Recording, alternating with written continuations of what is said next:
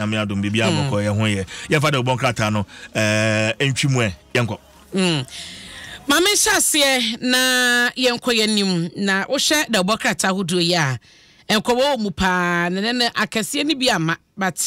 ye beto aso anisa na wo hye daily guide so ho katafeto sunsia no eto nkrabi de ma empanyifo na mame Dr. Mame Adwoa Jechi Jando ono eye kane panyi na woda political science department ano our University of Ghana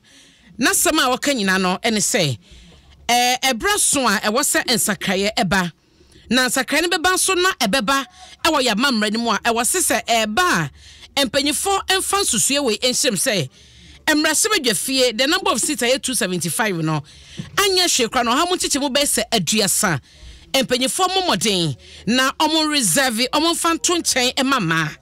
wase wokwa aman bi ti se Burundi, Kenya, Somalia ena Rwanda wo mu nyina practice sa eye enkitawudie yi ene sa hye na aboye pa eno no beboa ama emanso no adurudwom na enkwa nkoba so ko parliament ha mu chiche mu no so de kansema na emema de wo so se no ye na emoa enti se ensakraye bi ebepe wa mamrani mu a empanyefo hye sa susue we na omfanya adwuma daily guide ha yan so ena ebo amane edefa omampani se mo de akoto dwa na o hye se enka abibiman bibie wiedru na enka de papa mu a se de bia na yafa ye plate ni ye kruwa de kwa amama hodro so ekwa part okwa sese no de ye wo Africa ha se na nkasa no ye kra ni ye na ye de hye pa ye adwuma na ye si ankasa sika na ye di ankasa sika no no ebeboa ama abibiman no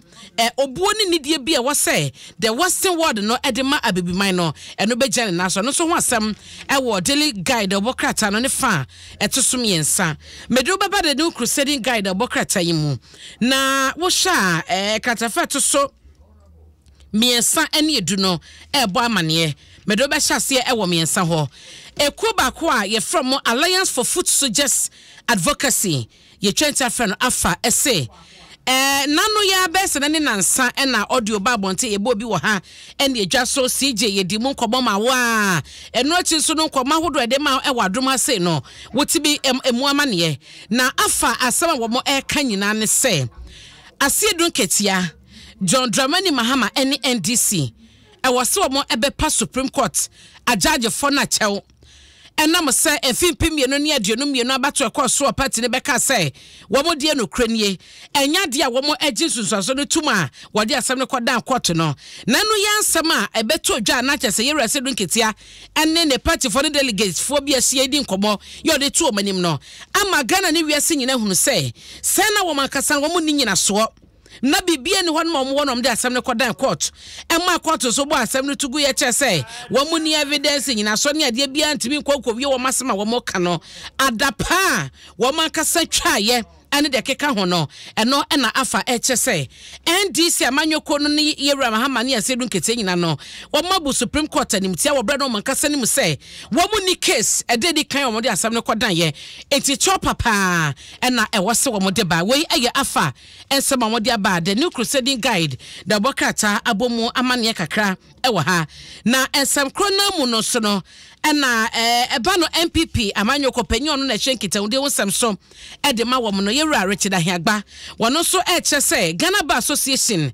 emomoden na aloyafo a ejina muma NDC amanyoko momko ede wo mosam kodan Supreme Court ema sene to aso no sa aloyafo dada Ghana fo womo ani no kre amfa ma eye professional adwuma na womo eye no etinka Ghana Bar Association enye hyehyemu na dia abeto monte no kra bi wo mu dia asoche bi a woso de masalo yafo a edi san kontompo ni na brabasem ko ginam Supreme Court ede awiase nsema na enika wo mo de describe ya judgefo ene ya lawyerfo no wose Ghana Bar Association eso sa asem no mu na babia amra no dan wo mo de to eno so ewo the new crusading guide da bokrata mu na dem de bewie ama no eye kratafa etosu eduhaya na panyi bako ede ensem bi etudwa ya wo hwese eba no companies ahodo eno no eye foreign companies a wo mo babie bi omunyuma ewo Ghana ha se no ebi wo hon ma wo ma ye adwuma na wo manya sika na we na asem ne da katafato so miensa ewo the new crusading guide mu wo ma ye adwuma no wo han ma wo manya emfaso no na wo ma sisa sika ni nyina de kom krum eba no sana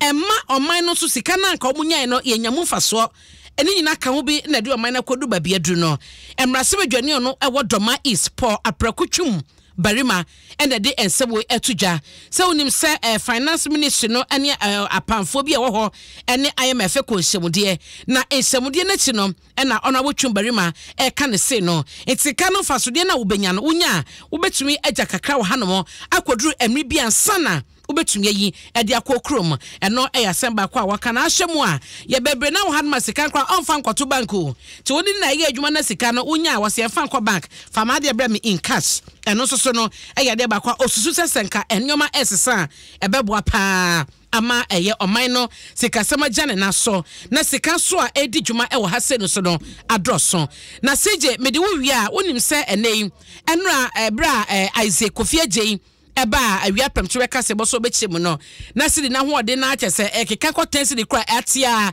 eba 9 cedis na eno no ena omo a fit forwarders ne omo kra neoma efree amano ne de ba Ghana no e ye port ho no sidi omo che se even though sabonte no ye kakroti se sidi no enenam 9 ne 10 cedis no wo ba port ho ma sika na dollar na omo sesa e de kra ne ma ban egusu egina 12 cedis etiaba no sana said obiti ba bi ka se ne dollar ne te ba fom no e wo se ne ma bo so e ba fom no rate na ye hu na bonte no nyesa rate no e na omo de kra ne ma e wo port ho eti Bank of Ghana e na omo de rate ne ene ade ba so omo pese ne ma esote e wo dwama so ene ye monte so dia rate na e koso omo de dwa e wo ho no empanyefo nhye ne sonte emra emedu dia wa bonte na ye ka na 9 cedis e na 10 cedis no e ba no sade e be ma wo omo kra ne ma no so han womo etisi ko de kwa kra de ma no ebe kakra bi enti eba no sa na eba bonte so a won betete so ama Ghana fo nyina nya bi we no eye de womo kola wode ba ye be koso edi mo komo edi ama ho na sije me sorry so no birthday we na me resina me